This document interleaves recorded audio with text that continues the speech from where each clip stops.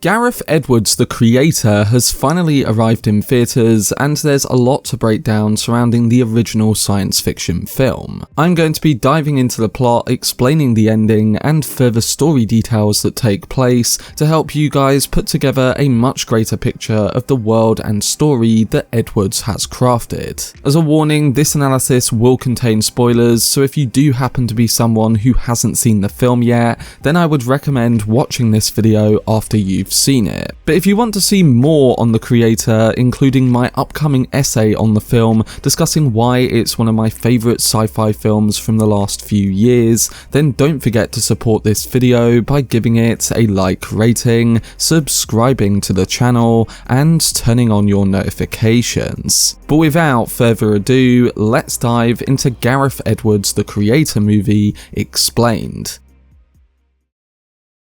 So Gareth Edwards The Creator touches on the intertwining nature of both creation and destruction. While the film deals with timely issues like the rise of artificial intelligence and things we can all relate to, like being a parent and the cycle of war, we watch how creation and destruction can become agents of change for each other. It's a film that has a mixture of themes seen in many sci-fi projects in the past, but Gareth Edwards has managed to forge them into his own new take. The themes, the visuals, and the characters all play on this dual thematic of creation and destruction, and it becomes fascinating when we see it in both big and small ways throughout the course of the runtime. The Creator begins by using a newsreel to outline its plot and tone, giving us the rise of AI from early robotics all the way to them becoming actual entities. We eventually see the design of the AI characters, both with faceless robots and AI mixed with more human likeness,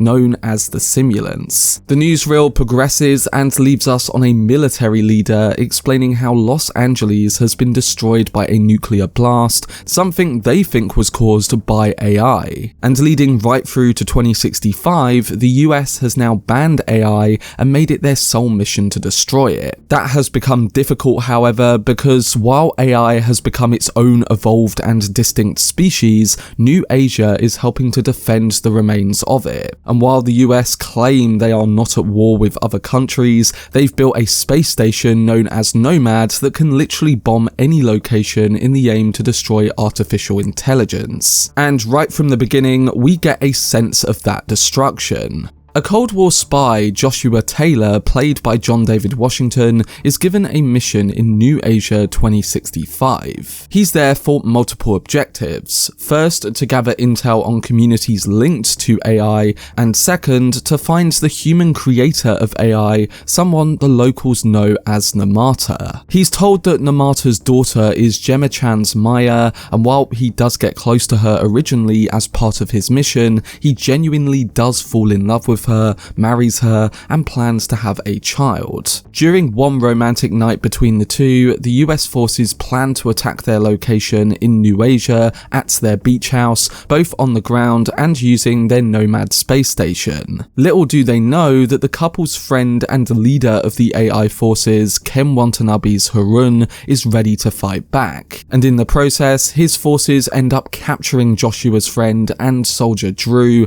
bringing him over to their house.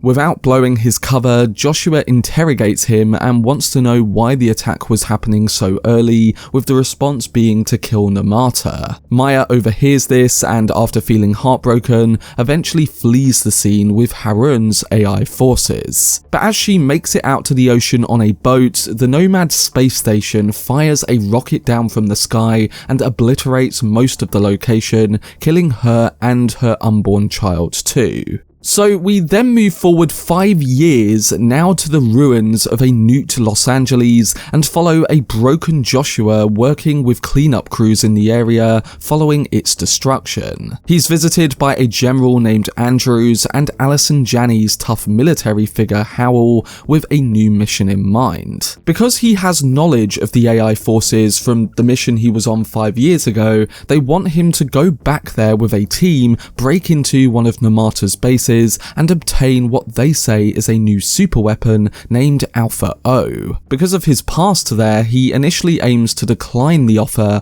but once Hal shows him footage of Maya still alive, it sways him to take it on. Once back in New Asia, they do eventually storm the hideout, which is hidden below a human and AI village, and we see how in this part of the world, the AI is peacefully coexisting with humanity rather than being controlling as we might have suspected. They eventually get underground due to Joshua's intelligence in finding the hidden switch, and once there, they have to wait and hold off AI forces while they try and get into a secured vault-like door. The Americans begin to be killed off quite quickly at this point, but Joshua does manage to make it into the vault and finds that the AI superweapon is actually a young robot girl. While on the mission, Joshua tried to find any signs of Maya still being alive, and in hope that he can find her at some point, he doesn't kill the girl, stays with her, and hopes that he can trade her for Maya. They do escape the village before the Nomad space station destroys it, and in the process, Hal is captured by AI forces. While this unfolds, Joshua begins to understand why the young girl is so important to the AI. We learn that she has the ability to control anything electronic around her, she's the first child of her kind, and essentially the evolution of AI itself. So rather than kill the child, Joshua names her Alfie and decides to use her help in finding Maya, someone who the young girl says is in heaven, which she believes is somewhere that neither she or Joshua can go.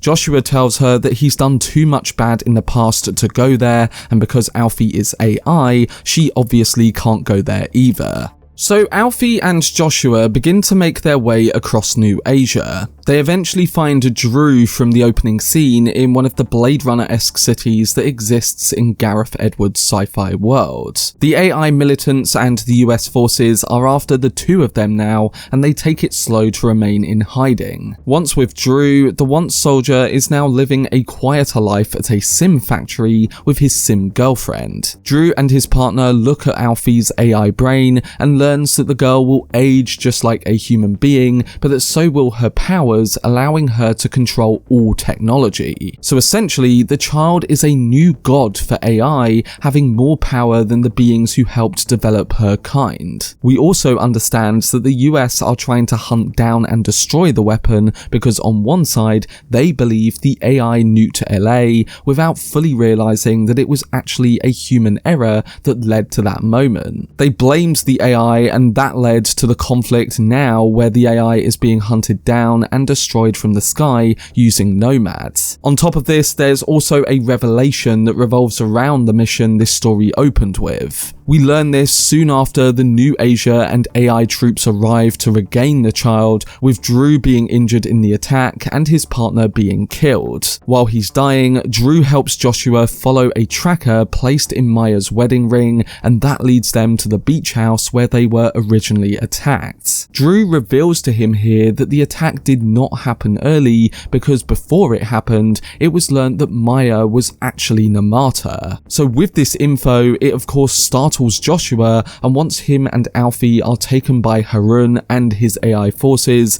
he begins to change in his feelings towards the whole situation. They are taken to the AI human village, and Harun tells him that he will not take him to Maya because the US want that to happen. But on top of this, he learns of the AI forces plans, which involves getting the child into the Nomad space station so that using her powers, she can destroy it and help turn the tide of this current war. They understand that this would kill the one being at the heart of their evolution, but if her death means that there can be more hope for peace, they are willing to take that risk. What they didn't realise is during these events, Hal and the US have regathered their forces on the ground and now plan to attack their AI village. Alfie informs them of this because again, she can sense and control nearby tech. During the attack, the US send in smoke bombs and self-destructive robots across the bridge to the village, and Alfie hacks in and almost stops one of them from doing so.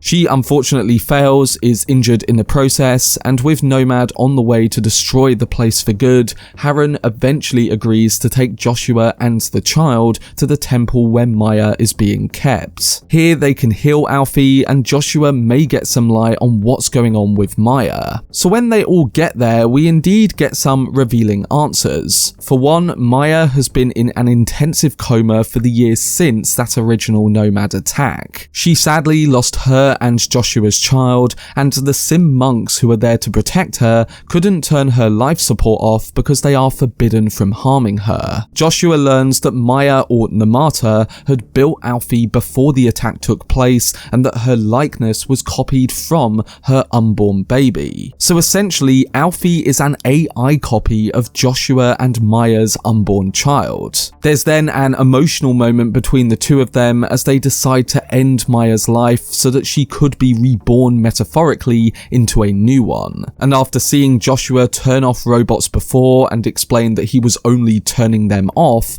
he now finds himself having to turn off Maya's life support. He understands in this moment that through their pain, Alfie is just as real as he is. They don't have too long to grieve, however, because Howell and her troops arrive at the location, and we get a sense of their misunderstanding right from the get-go. They don't understand that the AI or the child is as real as they are. Alfie even tries to save Hal, but because of her misunderstanding, when she tries to kill the kid, Harren ends up killing her anyway. After doing so, he tells Joshua to get the child to Nomad, but before they can, the both of them are captured by the US troops. And this is where we come to the explosive and powerful ending of The Creator. Joshua and Alfie are taken back to LA, and Joshua is told that he's now a national hero for killing Nirmata. Andrews asks Joshua to terminate the child using an EMP device that he will have to hand deliver himself. But once in the room with Alfie, he outsmarts the officers and Andrews by putting Alfie in standby mode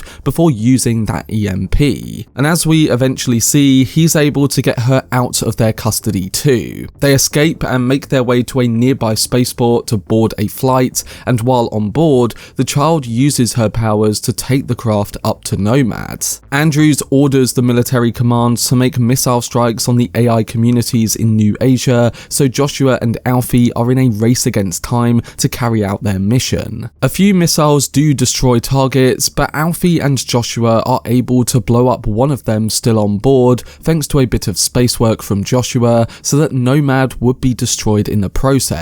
Alfie uses her powers to infiltrate the space station and keep the guards locked behind doors, and she eventually comes across a room full of shut down Sims, with one of them being a Sim that looks like Maya. In order to help her mother live on in a Sim's body, she uploads one of them with Maya's likeness, and while initially it doesn't work, we find out later that Joshua is able to spend some time with his resurrected wife. Before that happens though, Alfie makes her way to an escape pod where a military drone is activated and begins to try and stop them from escaping. At this point, Nomad is blowing up and there's limited time for the both of them to get out alive. Joshua sacrifices himself to give her time to escape, and in turn, we see a final change in his thoughts on AI. Throughout the film, he says that AI is not real, and yet here in his last moments, he's sacrificing himself for a Sim of his real daughter. Also, when her pod successfully ejects and Joshua fights off that military drone,